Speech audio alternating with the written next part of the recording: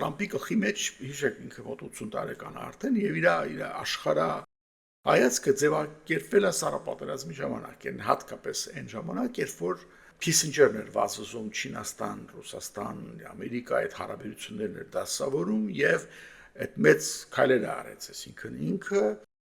տեսնում է մեծ մարդ լինելու, լիդեր լինելու կերպարը, դրա մեջ մտնում է Ռուսաստան ու Չինաստան եւ ինքը ոչ թե ինչ որ Եվրոպակակույտ, ինչ որ փոքր երկրներ, մանրմունդեր, ինչ որ դեմոկրատիային խաղում եւ այլ եւ այլ։ Ինքը միշտ է արտացնում, he's a strong leader, strong, ուժեղ լիդերային։ Թուրքիայի բանի Էրդողանին էր տենց ասում, չգիտեմ, բաներ բոլորին որ ինքը ուզում է ինչ որ քաղցր խոսք ասի, անպայման դրա մեջ ուժեղ լիդեր բառն ամցնում։ Դա իր գլխի մեջ այդ ուժեղն է կարևոր։ Իսկ այդ ուժեղը ինչ է նշանակում։ Իր համար այդ ուժեղը նշանակում է մեկը, որը